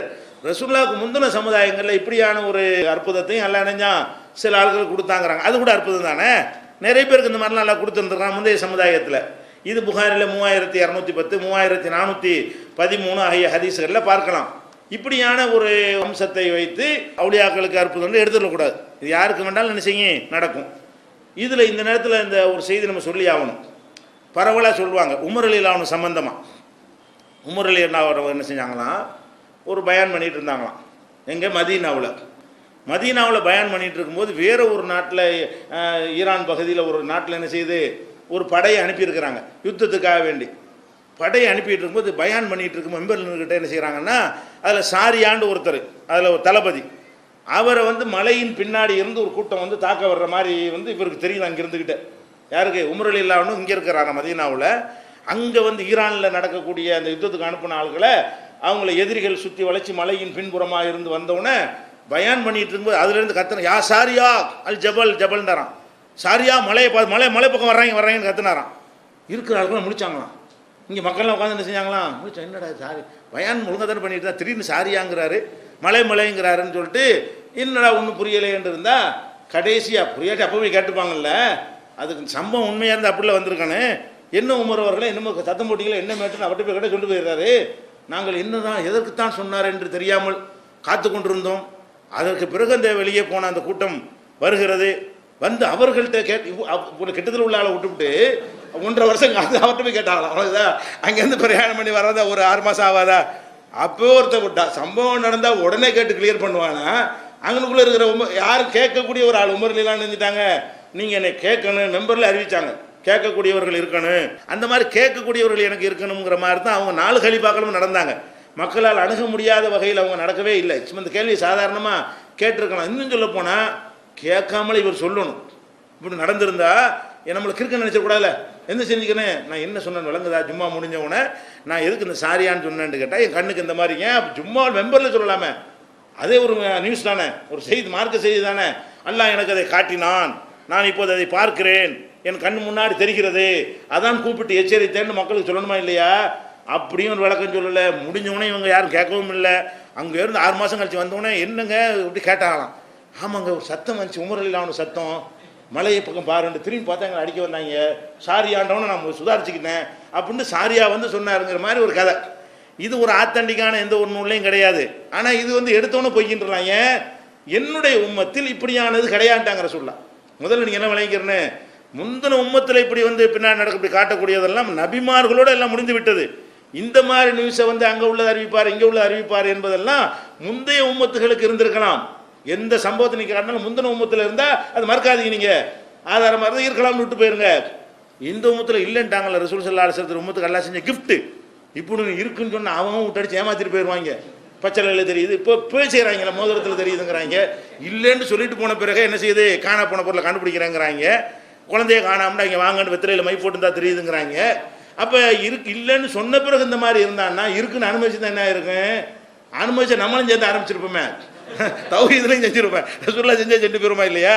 அப்போ அல்லாஹ் வந்து பெரிய கிஃப்ட் பண்ணிட்டான். என்ன பண்ணிட்டான், இந்த உம்மத்துக்கு அல்லாஹ் கருணையாக அந்த இது கிடையாது, அதை நான் இனிமேல் அறிவிச்சு கொடுக்க மாட்டேன், இனிமேல் இல்லைன்ட்டான். வருங்காலத்தில் உள்ளதையோ எதிர்காலத்தில் உள்ளதையோ எவன் அறிவித்தாலும் பொய்யின்னு விளங்கிக்கிறங்க.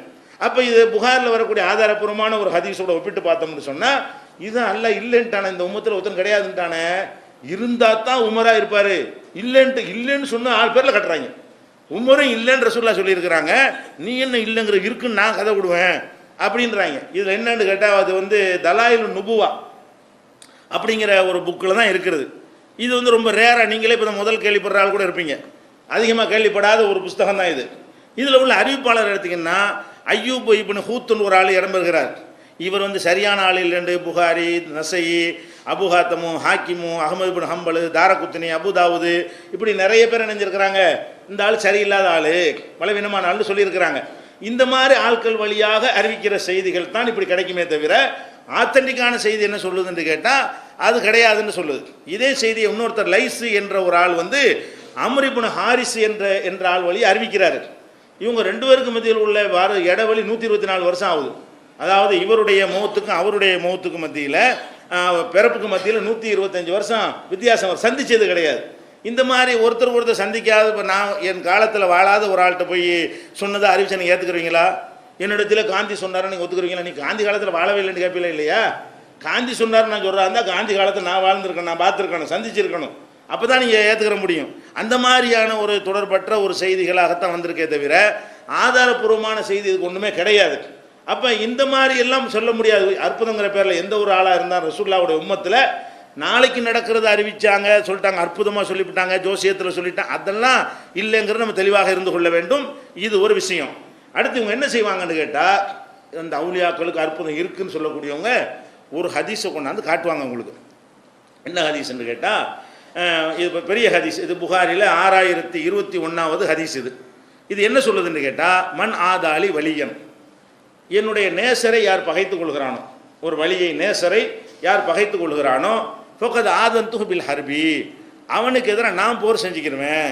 நீ இறை நேசனா இரி, உனக்கு எதிராக எவனாவது டிக்ளேர் பண்ணி சண்டைக்கு வந்தான்னா நான் பார்த்துக்கிறேன், அதை அவனை எப்படி எப்போ செய்யணும்னு எனக்கு தெரியும்னு சொல்லி என்ன செய்யறான் அல்லாஹ் சொன்னதாக ரசூல் ஸல்லல்லாஹு அலைஹி வஸல்லம் சொல்கிறாங்க. அதை தொடர்ந்து வருகிறது, ஒமாத்த கர்ரப இலை அப்தி பிஷையின் அஹப்ப இலைய மிம் மஃப்தரல்து அலைஹி, எந்த ஒரு அடியானும் என்னிடத்தில் நெருங்குவதாக இருந்தால் நான் அவனுக்கு கடமையாக்கி இருக்கிறேனே அதை செஞ்சு தான் நெருங்க இயலும். ஒரு அடியான் என்கிட்ட நெருங்குறதா இருந்தால் கடமையான வணக்கத்தை கரெக்டாக செஞ்சாரான்னு பார்க்கணும், அப்படி தான் நெருங்க முடியும். ஆனால் ஒமா யசாலு அப்தி எத்த கர்ரப இலைய பின் நவாஃபிலி, கடமையும் செஞ்சுட்டு நஃபிலான உபரியான வணக்கங்களை செஞ்சாண்டு வைங்க, அதிகமாக செய்ய செய்ய செய்ய செய்ய என்னை நோக்கி அவன் நெருங்கி வந்து கொண்டே இருப்பான். எந்த அளவுக்கு என்று கேட்டால் ஹத்தா உஹிப்புஹு, அவனை நான் நேசித்து விடுவேன். கடமையை செய்வான் கரெக்டாக, கடமையும் பத்தாது இன்னும் கூட செய்வோம் என்று கூடுதலாகவும் வணக்கங்களை செய்வான். அப்படி செய்து விட்டானேயானால் அவனை நான் நேசித்து விடுவேன். நேசித்துட்டா என்ன நடக்கும்? அதுக்கு அல்லாஹ் சொல்கிறான், ஃபைதா அஹ்பப்துஹு, நான் அவனை நேசித்து விட்டால் குந்து சம்அஹுல்லதி யஸ்மஉ பிஹி, அவன் கேட்கிற காதாக நான் ஆகிவிடுவேன். அவங்காது இல்லை ஏங்காது. அல்லாஹ் சொல்கிறான் எப்படி சொல்கிறான்? குந்து சம்அஹுல்லதி யஸ்மஉ பிஹி, எந்த காதை கொண்டு கேட்கிறானோ அவனுடைய காதாக நான் ஆகிவிடுவேன். ஓ பசரஹுல்லதி யுபுசிர் பிஹி, அவன் பார்க்கிற கண்ணாக நான் ஆகிவிடுவேன். அவன் என் கண்ணை கொண்டு பார்க்குறான்டாயிரு, அந்த மாதிரி ஆட்களுடைய கண் என் கண்ணு தான். ஓ எதகுல்லதி எபுதுஷிபிகா, எதை கொண்டு பிடிப்பானோ அந்த கையாக நான் ஆகிவிடுவேன். ஒரு ரிஜில குல்லத்தி எம்சிபிஹா, எதை கொண்டு நடப்பானோ அந்த காலாகவும் நான் ஆகிவிடுவேன். அவன் கையான ஆகிருவேன், அவன் காலான ஆகிருவேன், அவன் கண்ணாகன ஆகிருவேன், அவனுடைய காதாகவும் நான் ஆகிவிடுவேன். ஒயின் சாலனி ல ஊத்தி என்னஹூ, அவன் என்னிடத்தில் கேட்பானையானால் கண்டிப்பாக நான் அவனுக்கு கொடுப்பேன். ஒலையின் இஸ்தாதனி ல ஒழிதன்னஹூ, என்னிடத்தில் அவன் பாதுகாப்பு தேடுவானையானால் அவனுக்கு நான் பாதுகாப்பு கொடுப்பேன். இந்த ஹதீஸ் எடுத்துக்கிடுவாங்க. எடுத்து என்ன செய்வாங்க? இதெல்லாம் நபிமார்களுக்கே இல்லாத விஷயம் அவுலியாக்களுக்கு இருக்குங்க. என்ன சொல்கிறான்ல, அவுலியாவுடைய கண்ணாக அவுலியாவுடைய கண்ணு அல்லாவுடைய கண்ணுங்க. அவுலியாவுடைய காது அல்லாவுடைய காதுன்னு என்ன அர்த்தம்? அல்லாவுடைய காது என்ன செய்யும்? எங்கே இருந்து பேசினாலும் கேட்குமா இல்லையா? இப்போ நம்ம எங்கே பேசினாலும் கேட்கும், எங்கே பேசினாலும் கேட்கும், சத்தமாக பேசினாலும் கேட்கும், குறைவாக பேசினாலும் கேட்கும், இருட்டறையில் இருந்துக்கிட்டு கேட்டால் எப்படி இருந்தாலும் பார்க்குற விஷயத்தை எடுத்துக்கொண்டோமே. ஆனால் நம்ம பார்வை இந்த இது தாண்டாது. அல்லாவுடைய பார்வை எத்தனை தடைகள் இருந்தாலும் பார்த்துரும். அப்போ வச்சுட்டு என்ன செய்கிறாங்கன்னா, அவுலியாவுடைய கண்ணு என்ன கண்ணுங்கிறான்ல, அவுலியாவுடைய கண்ணு அல்லாஹ் கண்ணுங்க. அவுலியா அல்லாஹ் கண்ணுன்னா என்ன செய்வார்? அப்துல் கார் ஜிலானி அங்கேருந்து பார்த்தாருன்னா அல்லாஹ் பார்க்குற மாதிரி எல்லாத்தையும் அவரும் பார்ப்பாரு. அது மாதிரி தாவல மீது பார்த்தா கேட்டார்னு சொன்னால் அல்லாஹ் கேட்குற மாதிரி உலகத்தில் அத்தனை பேர் இருந்தாலும் கேட்பாரு. அந்த மாதிரி கூட அவருடைய கை என்ன கை? அல்லாவுடைய கை. அவருடைய கால் அல்லாவுடைய கால். இந்த மாதிரி ஒரு வாசகத்தை வைத்துக்கொண்டு இவர்கள் என்ன செய்வார்கள்னு கேட்டால், நம்ம அற்புதம் சாதாரண விஷயம்னு சொல்கிறோம்ல, கிடையவே கிடையாது, இதான் சாதாரணம். அல்லாஹும் அவங்க ஆயிடுறாங்களே, அவுலியாக்கள் என்னவோ ஆயிடுறாங்க. அவர் ஒரு பிடிச்சாருன்னா அல்லா பிடிச்ச மாதிரி இருக்குன்னா கை அவர் கை கிடையாது. அவர் கை மாதிரி உனக்கு தெரியும், அது அல்லாவுடைய கை. அவர் ஒரு மிதிச்சாருன்னா உத விட்டாருன்னா அவர் உதச்ச மாதிரி இருக்காது, அல்லா உதச்ச மாதிரி இருக்குமாக்க. அப்படிங்கிற மாதிரி அவங்க சொல்லும்போது ஹதீஸில் வேறு இருக்குதா, இதை வச்சுக்கிட்டு மக்கள் ஆதாரத்தையும் கவனிக்க மாட்டாங்க. இதை எடுத்துக்கிட்டு என்ன செய்வான்? ஒரு மக்களை வழிகெடுக்கிற காட்சியை பார்க்குறோம். முதல்ல இதை புரிஞ்சுக்கொள்ளணும். இது நேரடியாக இப்படி அர்த்தம் செய்கிறதா? அல்லாஹ் நம்முடைய காது ஆவானா? அல்லாஹ் நம்ம பார்வையை அல்லாஹ் ஆவானா? நம்ம கையை அல்லாஹ் ஆவானா? அப்படி ஆய் இருந்தால் அவங்களை கொண்டு செத்து போய் விட்டு புதைக்க இயலுமா? அப்போ புதைச்சது அல்லாவையா? அடக்கமணி மூத்தாக்கி அடைக்கிறோம்ல, இவன் எந்த அவுலியாவை சொல்கிறான்? அந்த அவுலியாக்கள்லாம் இறந்து போனாங்களா இல்லையா? ஜனாசா நடத்தினீங்களா இல்லையா? புதைச்சிங்களா இல்லையா? அவர் விட்டுட்டு போன சொத்தையெல்லாம் பங்கு வச்சுக்கிட்டீங்களா இல்லையா? வாரிசுகள்லாம் அவர் கொண்டாட்டி விதவையா இளம் விதவையா இருந்து அடுத்தவங்க கல்யாணம் பண்ணிக்கிட்டீங்களா இல்லையா? அப்புறம் ஏன்னா செத்து போனான்னு தானே ஒத்துக்கிறீங்க மாதிரி. அப்பா செத்தது அல்லாவாப்ப அல்லாவுடைய கையாக அவர் கையாக ஆயிடுச்சுன்னா, அல்லாவுடைய காலாவாக ஆயிட்டாருன்னா அப்போ செத்தது அல்லாவான்னு இருக்கிறேன். அடக்கம் பண்ணது அல்லாவையா? அப்போ நல்லா தெரியுது. ஒரு இலக்கியமாக மனிதர்களுடைய பேச்சிலையும் அல்லாவுடைய பேச்சாக இருந்தாலும் இலக்கியமாக ஒரு ஓமையாக சொல்வது என்று ஒன்று இருக்கிறது, நேரடியான அர்த்தத்தில் சொல்கிறதுன்னு ஒன்று இருக்கிறது. ஓமையாக சொல்வது என்ன செய்யணும்? ஓமையாக எடுத்துக்கொள்ளணும். இதில் அல்ல ஒருத்தருடைய கண் அவ்வளோவன் அல்லா விட்டுருவோம். ஏன்னு நீங்களும் நம்ம ரெண்டும் நெருக்கமான ஆண்டு வச்சுக்கிட்டோம்னா, என் கண்ணை நீங்கள் ஆயிட முடியுமா? உங்கள் கண்ணை நான் ஆக முடியுமா? ஒருத்தனுடைய கண்ணை இன்னொருத்தன் கண்ணை எப்படி ஆகுங்கிறேன் சும்மா சொல்லலாம். ஒரு ஆள் கொஞ்சம் என்ன செய்வோம், மனைவி ஒன்று கண்ணேங்குறோம். அது எப்படி கண்ணாவோ எப்படி கண்ணாவோ, கண்ணு தவளை இருக்குது, என் கண்ணு என்கிட்ட இருக்குது, பொண்டாட்டி போய் கண்ணேங்கிறான். அவள் தான் கண்ணுங்கிறான், எனக்கு கண்ணே நீ தாங்கிறான். ஏன் கண்ணே நீ தாண்டா இது என்னென்று விளங்கிக்கிறது? ஓகே, இவன் கண்ணு இல்லை போல இருக்குது, இவன் தான் கண்ணு போல இருக்குது அப்படின்னு விளங்கிக்கிறதா? கண் எப்படி எனக்கு முக்கியமானதோ அது மாதிரி நான் வந்து உன்னை முக்கியமாக கருதுறேன், இதுதான் அது அர்த்தம். கண்ணேன்னு கொஞ்சம் நான் குழந்தைய கண்ணேங்கிறோம், மணியேங்கிறோம், முத்தங்கிற மணியே முத்தங்கிறது கூட பொய்க்கு தான். அது மணியாது முத்தாது, அது குழந்தை. அது என்ன அர்த்தம்? அது முத்து மாதிரி உன்னை மதிக்கிறேன், மணி மாதிரி உன்னை மதிக்கிறேன், தங்க மாதிரி உன்னை தங்கமேன்னு கூப்பிடுறோம், தங்க மாதிரி. இதுதான் அர்த்தமே தவிர நேரடி அர்த்தம் இதுக்கெல்லாம் செய்யலாமா? இப்படி ஆக முடியும்? ஒருத்தன் கையா ஒருத்தன் ஆகுமா? என் கையா உங்கள் கை ஆகுமா? உங்கள் கை வந்து என் கை ஆகுமா? நான் என் கை தான், உங்கள் கை தான். இவருக்கு ஒரு வலது கை, ஏன் ஒரு கையே இல்லையாப்ப? ஒரு ஆளை காட்டி என்ன செய்வாங்க, இந்த ராமசாமிக்கு கந்தசாமி வலது கையுமாங்க. அப்போ அதுக்கு என்ன அர்த்தம்? அவர் தான் வலது கையாப்ப? வலது கை எப்படி ஒருத்தனுக்கு எல்லா காரியத்துக்கும் உதவுகிறதோ அது மாதிரி ஹெல்ப் பண்ணுவார். ஒரு நல்லது கெட்டது வலது கை தான் நல்லா யூஸ் பண்ணுறோம். அப்போ ஒரு ஆளை வந்து இன்னொரு ஆளுக்கு வலது கைன்னு சொன்னால் அதுக்கு என்ன மாதிரி விளங்கிக்கிறோம்? இந்த மாதிரி வந்து அல்லாவும் பயன்படுத்துகிறான். இதை வந்து இவ்வளோ ஆதாரங்களை வச்சு மனிதனுக்கு எந்த சக்தியும் கொடுக்கல. அல்லா வேற, மனிதன் வேற தான். பெரிய பெரிய நபிமார்களை சும்மா ஒரு நபியுடைய முகத்தில் ரத்த சாயம் பூசணவங்க எப்படி ஜெயிப்பாங்கன்னு கேட்டதுக்கு உனக்கு அதிகாரத்தில் பங்கு இல்லைன்றான். அப்போ கையாவும் காலாவும் ஆயாவும் ஆகிட்டாங்கன்னா அவ இந்த வார்த்தை அல்லாவில் சொன்னாண்டு ஆகிடுது. ஏன் கண்டிக்கிறான்ல? அபசவத்தை வரலாண்டு எது கண்டிக்கிறான்? நான் ஹலாலாக்குன்னு நீ எப்படி ஹராமாக்குறேன்னு இப்படி கண்டிக்கிறான். இப்படி எத்தனை விஷயங்களில் வந்து இறை நேசர்களுக்கெல்லாம் பெரிய நேசர்களாக இருந்த நபிமார்களை அல்ல கண்டிச்சு இருக்கும் பொழுது இது எப்படி நேரம் அல்லாவுடைய கண்ணாயிரம்னு கேட்கணுமா இல்லையா? அதை சிந்திக்கிறது கிடையாது. ஒரு முக்கியத்துவத்தை சொல்லும்போது இன்னும் சொல்ல போனால் இதை விட இன்னொரு முக்கியத்துவம் அதுக்கு என்ன சொல்லணும்னு நீ கேட்கணும். இப்படி கேட்டாங்கன்னா அப்போ இந்த ஹதீஸை சொல்லுன்னு கேட்கணும். எந்த ஹதீஸு? மறுமை நாளில் எழுப்பி அல்லா விசாரிப்பானான். விசாரித்தோன்னு ஒருத்தர் கூப்பிடுவானா, ஏண்டா நான் உடம்பு சரியில்லாமல் இருந்தேன்ல, அல்லா கேட்பானா. அல்லா கேட்பானா? யார்கிட்ட? மனுஷன்ட்ட கேட்பானா. நான் நோயாளியாக இருந்தேன்ல, என்னையே நோய் விசாரிக்க வரல அப்படிம்பானா. இவன் சொல்லுவானா, நீ நோயாளியாக இருந்தியா? நீ எப்படி எல்லாம் நோயாளியாக இருப்ப, நான் எப்படி ஒன்று விசாரிக்க முடியும், உனக்கு எப்படி நோயெல்லாம் வரும் அப்படின்னு அவன் கேட்பானா.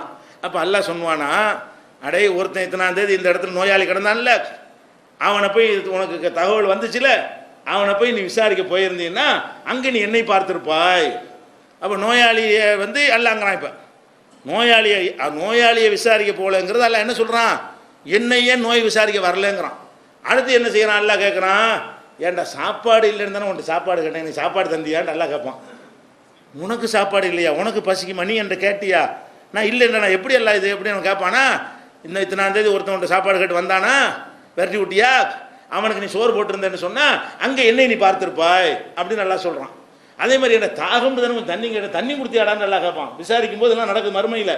அவன் என்ன சொல்லுவான், உனக்கு எதுக்கு தாகம், உனக்கு எப்படி தண்ணி தர்றது, நான் எப்படி நீ வரவும் இல்லை நான் மறுக்கவும் இல்லையே அவன் சொல்லுவான்.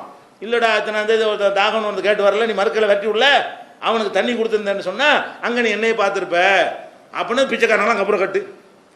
பிச்சைக்காரனும் கட்டணுமா இல்லையா? அவன் தான் நல்லா. இப்போ என்ன இதுலேருந்து என்ன விளங்குது? சாப்பாடு கேட்டு வர்றவன், தண்ணி கேட்டு வர்றவன், பிச்சை கேட்டு வர்றவன், இவன்லாம் யாருன்னு விளங்குது? இவன் தான் அல்லான்னு விளங்குது. ஏன்? அவன் தான் நான்ட்டான அல்ல. நீ பிச்சைக்காரனுக்கு சோத்தை கொடுத்தீங்கன்னா எனக்கு சோறு தரேன்னு அர்த்தம். பிச்சைக்காரனை நீ போய் நோய் விசாரிக்க போனீங்கன்னா என்னை நோய் விசாரிக்க போறேன்னு அர்த்தம் ஆயிடுச்சுல. அதை விளங்குன மாதிரி இதையும் விளங்கப்ப. எதை விளங்குன மாதிரி? பிடிக்கிற கையாயிருவேன், நடக்கிற காலாயிருவேன்னு சொன்னால் அதை விளங்குன மாதிரி இதை விளங்குறதா இருந்தால் அவுளியாக்கள் தான் பெரிய அவுளியா யாருன்னா பிச்சைக்காரனுவோ. ஏன்? அவன் தான் நிறைய பேர் கேட்டுட்டே இருக்கிறான். கேட்கும்போது என்ன ஆயிடுச்சு, அல்லா வந்துட்டாரு அப்படி அவன் தானே செய்யு வாங்க அல்லா அப்படி செய்வீங்களா? செய்வியா நீ? ஏன் செய்யலாமா? இந்த அதிசயம் வச்சு நீ விளங்குன மாதிரி விளங்குனீன்னா செய்யலாமே. அதுக்கு என்ன அர்த்தம்? அவன் பிச்சைக்காரன் அல்லாவும் கிடையாது, அல்லாவுக்கு நோய் வரவும் கிடையாது, அல்லாவுக்கு பசிக்கவும் கிடையாது, அவனுக்கு நீ கொடுத்தாங்க அல்லா இருக்கவும் மாட்டான். அதுக்கு என்ன அர்த்தம்? நீ அவனுக்கு கொடுத்தா எனக்கு கொடுத்த மாதிரியான நினைச்சு உனக்கு நான் கூலி தருவேன், எனக்கு தேவையில்லை. அவனுக்கு கொடுத்தால் எனக்கு தந்த மாதிரி கூலி தருவேங்கிற அர்த்தத்தை விளங்கி கொள்வதா, அவனே அல்லாஹ் ஆகிவிட்டான் என்று விளங்கி கொள்வதா? இதுதான் மேட்ரு. அப்போ இந்த மாதிரி விளங்க வேண்டிய விஷயங்களை இந்த மாதிரி ஒன்று ரெண்டு ஹதீஸை வைத்துக்கொண்டு என்ன செய்கிறாங்க, வழிகட்டு போகிறதுக்கெல்லாம் இதான் முக்கியமான காரணம். ஒரு ஹதீஸில் வந்து இலக்கியமாக ரசூலுல்லாஹ் அல்ல ஒளின்றுவான். ஒளின்னு சொன்னால் என்ன செய்வாங்க? ஒளிங்கிறத நிறுத்திக்கணுமா இல்லையா? ரசூலுல்லாஹ் வெளியே மதீனாவில் நடந்து போனாங்கன்னா தெருப்புறம் வெளிச்சமாக இருன்றாங்க. அதான் ஒளிக்கு அர்த்தம். ஒளின்னு சொன்னால் என்ன அர்த்தம்? கல்வி, நேர்வழி, இதெல்லாம் ஒளின்னு சொல்லுவாங்க. அறியாமை இருட்டுமாங்க, அறியாமை இருட்டில் மூழ்கி கிடந்ததுமாங்க. அறியாமைங்க இருட்டாது. இருட்டுனா என்னன்னு விளங்குறது. இருட்டில் எப்படி ஒன்றும் தெரியாதோ அறியாமையில் ஒன்றும் தெரியாது. அறிவை வந்து வெளிச்சம்னு சொல்லுவாங்க. அறிவு இருந்தால் வெளிச்சம் இருந்தால் இப்படி எல்லாம் தெரிகிறதோ அது மாதிரி இல்மு இருந்தால் எல்லாம் தெரியும் அப்படின்னு குரானை கூட அதில் வெளிச்சம்ங்கிறான். ரசூல்லா விட்டுருவோம், ரசூல்லா இப்போ கொண்டாந்து பார்த்து வெளிச்சம் வருதான் டெஸ்ட் பண்ண இயலாது. குரானை ஒளிந்து அதே மாதிரி எல்லாம் சொல்கிறாங்க. கட்டி விட பட்டி பிள்ளைக்கு பதிலாக பள்ளிவாசல் பிள்ளைனால குரானை ஒளின்னு சொல்லிட்டான். எல்லா இடத்துலையும் ஒரு 10 குரானை கட்டி விட்டோம்னா அது வெளிச்சம் வந்துக்கிட்டே இருக்கும் பயங்கரமாக, கரண்ட் பில்ல மிச்சமாயிரும் அப்படின்னு சொல்கிறியா? இன்னைக்கு குரானை ஒளின்னு சொன்னால் ஒழுங்காக விளங்கிக்கிறான். அது ஒளிண்டா என்ன அர்த்தம்னு கேட்டால் அதில் உள்ள விஷயங்கள் ஒளி தர்ற மாதிரி நமக்கு நேர் வழியை காட்டுதுங்கிறான். அதான் ரசூல்லாவும். ரசூல்லா ஒளியாக வந்தாங்கன்ற ரசூல்லா விரல்னால குத்துனாங்கன்னு வருது. ஆயிஷா நாய் குறுக்க படுத்துக்கிடுவாங்க. குறுக்க படுக்கும்போது ரசூல்லா தொழுவாங்க. சஜிதா செய்ய போகும்போது நெத்தியை கொண்டே காலில் வைக்க வேண்டி வரும். விரல்னால குத்தணும்னு ஆயிஷா நாய் மடக்கிடுவாங்க. ஏன் இருட்டா எதனால நீங்கள் விரல்னால குத்தணும், நீங்களே பார்த்து மடைக்கிற வேண்டியதானு கேட்கும்போது ஒல்பு யூத்து இதான் லைசபிஹா மசாபிஹு, அன்னைக்கு வீட்டில் எதுங்க விளக்கலாம் எதுங்க இருட்டாக தான் கிடக்குங்கிறாங்க. அப்போ ரசூல்லாட்ட வெளிச்சம் வருங்கிறான் இவன். ரசூல்லாட்ட வெளிச்சம் வந்தால் அந்த வெளிச்சத்திலே சஜிதாக்கு வர்றது தெரிஞ்சு போயிருக்குமே. விரல்னால இது குத்தி காலம் மடக்க சொல்லணும். இருட்டுங்கிறது அப்படி அழகாக தெளிவான ஹதீஸுகளில் சொல்லப்படுகிறது. இவன் என்ன செய்கிறான், இப்படி இலக்கியமாக சொல்கிற விஷயங்களை எல்லாம் நேரடி அர்த்தம் கொடுத்து நேரடியாக விஷயங்கள் இவ்வளோ சொல்லி காட்டியிருக்கிறோம். இந்த மாதிரி 1-2 ஓமையாக சொல்வது, உதாரணமாக சொல்வது. வானலாவிய மரம்னு சொல்லுவோம். வானலாவிய மரம் இருக்குமா? ஒரு மரம்னா என்ன 30 அடி 20 அடி இருக்குமே தவிர வானத்துக்காக இருக்கும். விண் முட்டும் கோபுரம்னு சொல்லுவான். கோபுரம் போய் விண்ணை எப்படி முட்டும்? விண்ணு எங்கே இருக்கும், கோபுரம் எங்கே இருக்குது? அது ஏதாச்சும் சம்மந்தம் இருக்குதா? கண்ணுக்கு அப்படி தெரியுது முட்டுற மாதிரி. ஒரு பெரிய கோபுரத்தை பார்த்தா வானத்தில் முட்டிட்டு இருக்கிற மாதிரி தெரியும். அதனால் என்ன செய்வாங்க, விண் முட்டும் கோபுரம் வாங்கி இதெல்லாம் சும்மா சொல்லிக்கிறது. வர்ணனைகளில் வந்து கணவன் மனைவி வர்ணித்துக் கொள்ளும்போது அப்படி சொல்லிக் கொள்வார்கள். இயற்கையை வர்ணிக்கும் பொழுது அதை வந்து அது மாதிரி வர்ணித்துக் கொள்வார்கள். இந்த மாதிரி இலக்கியமாக பேசக்கூடிய விஷயங்களை வந்து கொள்கை முடிவு எடுக்கிறதுக்கு பயன்படுத்தக்கூடாது. இதில் என்னது, நல்லடியார்களாக இருந்தார்களே ஆனால் அவங்களுடைய கோரிக்கையை நான் கேட்பேன், அவங்களுடைய உதவி செய்வேன். அவங்க அந்த இன்னொரு அந்த ஹதீஸில் என்ன வருதுன்னு கேட்டால் உணவு சொல்லிவிட்டு கையாயிரம் காலாயிரம் வருதுல முடிக்கிறான். அல்ல எப்படி முடிக்கிறான்னா அர்த்தம் என்னன்னு கேட்டால் ஒயின் சாலனியில் ஊத்தியனோ கேட்டால் கொடுப்பேன்னு அர்த்தம். கேட்டால் கொடுப்பேன்னு பிரித்து விட்டுறானல்ல. அவன் தான் இவன், இவன் தான் அவன் ஆகிட்டா இது கேட்கணுங்கிறேன். அல்லா தான் இவர், இவர் தான் அல்லாண்டு ஆகிட்டா. அந்த ஹதீஸில் எப்படி வருதுன்னா கையாயிரம் காலாயிரம் சொல்லிவிட்டு ஒலையின் சாலனி என்னிடம் அவன் கேட்டால் இல்லை ஊற்றி என்ன கொடுப்பேன்னு சொன்னவனையே நீ வேறடா நான் வேறடான்னு பண்ணான மறையனை போட்டுவிட்டு அந்த ஹதீஸில் தான் வருது. இந்த பிந்தின வார்த்தையை அதுக்கு என்ன அர்த்தம் செய்யணும்னு தெளிவாக காட்டி விடுகிறது. இன்னும் இது சம்பந்தமான விஷயங்கள் நிறைய இருக்கிறது. இன்ஷா அல்லாஹ் அடுத்தது நல்லா பார்ப்போம்.